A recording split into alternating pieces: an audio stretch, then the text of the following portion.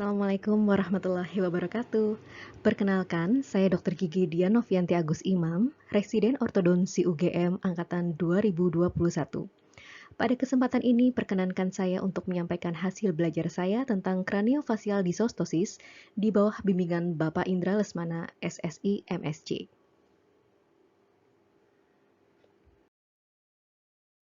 Pendahuluan. Nama lain dari Craniofacial Dysostosis adalah Crouzon Syndrome atau Dysostosis Craniofaciale Hereditare atau Dysostosis Craniofacialis. Kelainan ini pertama kali dikenalkan pada tahun 1912 oleh seorang neurologis bernama Octave Crouzon. Crouzon Syndrome merupakan penyakit autosomal dominan dengan gejala yang bervariasi yang disebabkan oleh mutasi gen pertumbuhan Fibroblast Growth Factor Receptor 2 atau FGFR2 pada kromosom 10q25 Q26. Kondisi ini merupakan kelainan genetik langka dengan prevalensi kelahiran sekitar 15 hingga 16 per 1 juta kelahiran bayi. Laki-laki lebih dominan daripada perempuan dengan perbandingan 3:1. Etiologi. Seperti yang sudah saya sampaikan pada slide sebelumnya, Crouzon Syndrome disebabkan oleh mutasi gen pertumbuhan FGFR2 pada lokus kromosom 10q25 Q26. Mutasinya gen FGFR2 memiliki efek yang berbeda pada tiap individu. Gen FGFR2 menyediakan instruksi untuk membuat protein yang disebut dengan reseptor faktor pertumbuhan fibroblast 2. Protein FGFR2 memainkan peranan penting dalam pertumbuhan tulang, terutama selama perkembangan embrio. Protein ini merupakan salah satu dari 4 reseptor faktor pertumbuhan fibroblast. Protein ini terlibat dalam proses penting seperti pembelahan sel, regulasi pertumbuhan sel dan pematangan, pembentukan pembuluh darah, penyembuhan luka, dan perkembangan embrio. Protein FGFR2 meliputi membran sel, sehingga salah satu ujung protein tetap di dalam sel, dan proyek ujung yang lain dari protein terletak di permukaan luar sel. Posisi ini memungkinkan protein FGFR2 untuk berinteraksi dengan faktor pertumbuhan tertentu di luar sel, dan untuk menerima sinyal yang membantu sel merespon terhadap lingkungannya.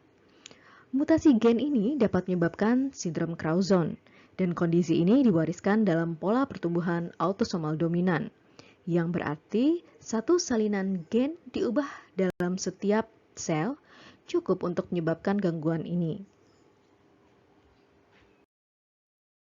Kita memasuki pembahasan mutasi FGFR2 penyebab Crouzon Syndrome.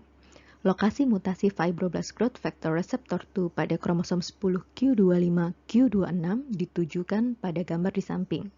Menurut Hatch 2010, Crouzon Syndrome berkaitan dengan penghapusan asam amino 345 hingga 361 di FGFR2 yang nantinya akan mengganggu aktivitas tirosin kinase, sehingga memicu fusi sutura koronal. Tanda dan gejala yang ditunjukkan oleh kelainan ini tergantung pada bagaimana dan kapan sutura kranial menyatu dengan cepat selama perkembangan janin. Tanda dan gejalanya antara lain yang pertama adalah kraniosinostosis. Kraniosinostosis itu adalah pembentukan tulang kepala yang terlalu cepat. Kemudian ada mid-phase hypoplasia, yaitu perkembangan yang lambat dari hidung dan soket orbita. Kemudian kita juga dapat melihat hidung pasien berbentuk paruh. Kemudian adanya mikrosia pada telinga, jadi telinganya lebih mengecil. Kemudian ada juga congenital aural atresia atau kehilangan atau mengecilnya dari kanal telinga, sehingga terkadang memang kita dapat menemukan pasien itu memiliki gangguan pendengaran. Kemudian ada sindaktili dan ada akantosis nigrican atau ini tuh kelainan pada kulit pasien. Selanjutnya adalah manifestasi oral. Pasien dengan Crouzon Syndrome akan menunjukkan gambaran rongga mulut yang khas. Di antaranya adalah prognati mandibula atau mandibula yang pertumbuhannya berlebih. Selanjutnya maksila atresia atau pertumbuhan rang atas yang kurang. Dan karena adanya maksila atresia ini menyebabkan gigi keliki pada rahang atas itu berjejal atau crowding. Selain itu, kita juga dapat menemukan crossbite anterior, kemudian open bite posterior, kemudian kita juga bisa menemukan bahwa lengkung rahang pasien biasanya berbentuk seperti huruf V atau V-shape. Selain itu kita juga dapat menemukan celah pada palatum atau sumbing pada palatum dan bifida uvula. Gambaran lain yang mungkin juga dapat kita temukan pada pasien dengan Crouzon syndrome diantaranya adalah oligodontia, makrodontia, gigi berbentuk peak shape, dan diastema. Gambaran radiografi. Tanda awal radiografi pasien Crouzon syndrome adalah adanya sklerosis dan overlapping edge pada sutura kranial. Secara normal, seharusnya sutura tulang tengkorak kepala adalah berbentuk radiolusen atau teramati radiolusen. Namun, pada kasus ini tidak terdeteksi dan yang terlihat hanyalah perubahan jaringan sklerotik. Penyatuan dasar kranium terjadi cepat sehingga mengakibatkan keterlambatan pertumbuhan wajah. Selain itu, kita juga bisa melihat adanya multiple radiolusen yang menunjukkan adanya peningkatan tekanan intrakranial dari perkembangan otak. Pada regio orbita, kita temukan bahwa orbital mengalami proptosis. Hal ini terjadi karena orbita tidak didukung oleh maksila secara kuat karena memang maksila mengalami hipoplasia. Diagnosis. Untuk mendiagnosa kondisi ini, dokter akan memeriksa tengkorak anak dengan hati-hati. CT scan dapat memberikan dokter informasi lebih lanjut, terutama fitur wajah yang nantinya akan membantu dokter menentukan apakah mereka ini memiliki sindrom Crouzon atau kondisi lain. Ya, memang betul ada beberapa kondisi lain yang tanda dan gejalanya menyerupai Crouzon syndrome. Jadi, diagnosis diferensial dari Crouzon syndrome diantaranya adalah Apert syndrome dan Seater-Cotten syndrome, di mana memang terlihat adanya prematur kraniostosis yang merupakan bagian dari sindroma genetik yang sering terjadi. Oleh sebab itu, memang alangkah baiknya kita melakukan pengujian genetik. Bagi orang tua dari anak yang didiagnosis dengan Crouzon syndrome, riwayat keluarga yang cermat dan evaluasi genetik dianjurkan untuk memberikan informasi resiko kekambuhan. Memang dengan melakukan pengujian genetik, maka penegakan diagnosis itu akan bisa kita lakukan lebih akurat. Ya, selanjutnya adalah perawatan atau tata laksana. Perawatan pasien dengan Crouzon syndrome itu tergantung pada tiap individu dan tergantung dari usia pasien. Biasanya dalam mencapai keberhasilan ini, kita membutuhkan peran dari ahli bedah kraniofacial dan ortodontis. Di tahap awal, perawatannya ini terfokus pada bagaimana mengatasi kraniosinostosis yang terjadi pada pasien. Dan ini kita lakukan sesuai dengan kebutuhan dan kemajuan dari frontal orbitalnya. Prosedur di tahap pertama ini biasanya dilakukan ketika pasien berusia dalam rentang 4 hingga 6 tahun. Dan biasanya efektif untuk meningkatkan ruang intrakranial dan memperbesar rongga orbita. Selanjutnya tahap kedua adalah rekonstruksi wajah.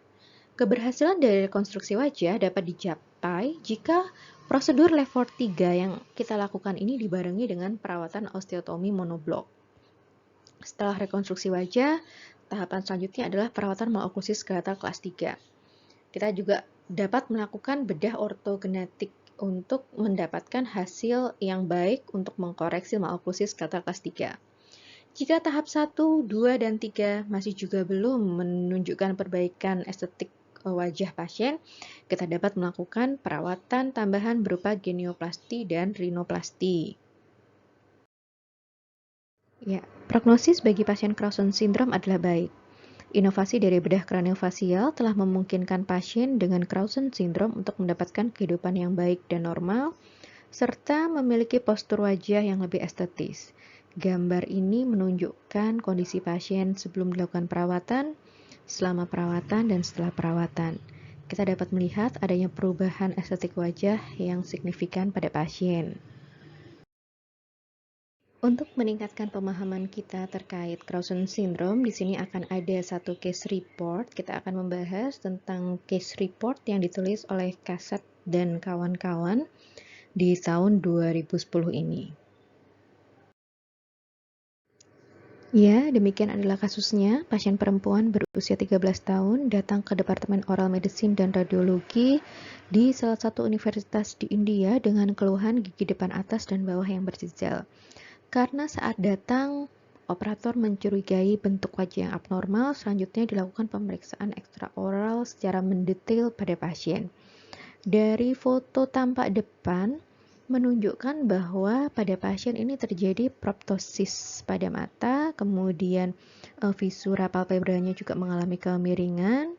Selain itu ada hipertelorisme. Lalu kalau dari samping ini kita bisa melihat adanya hipoplasia maksila sehingga menyebabkan wajahnya ini profilnya konkav.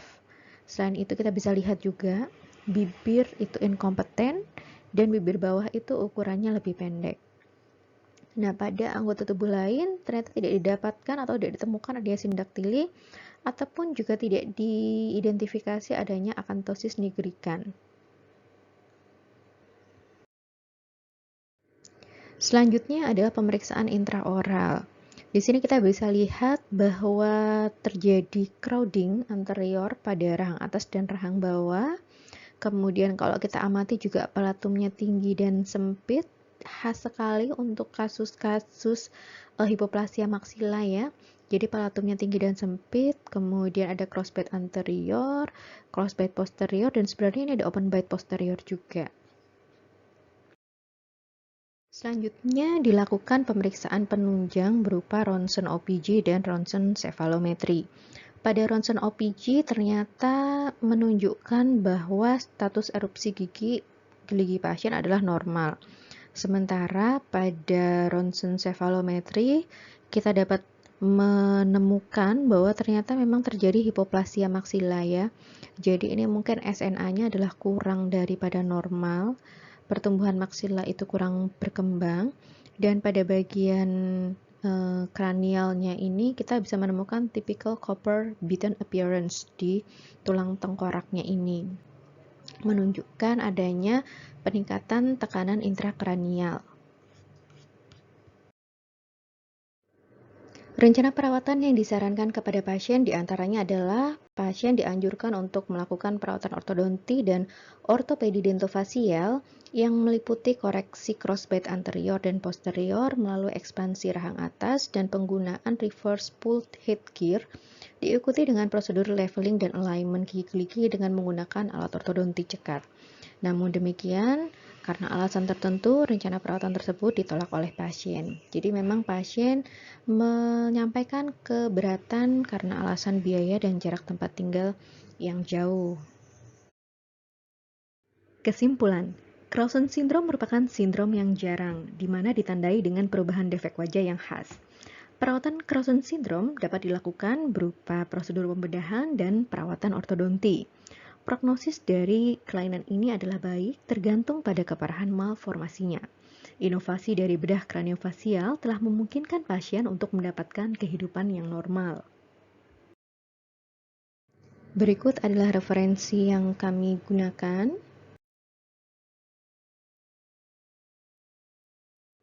Ya, demikian adalah paparan presentasi dari kami. Semoga bermanfaat.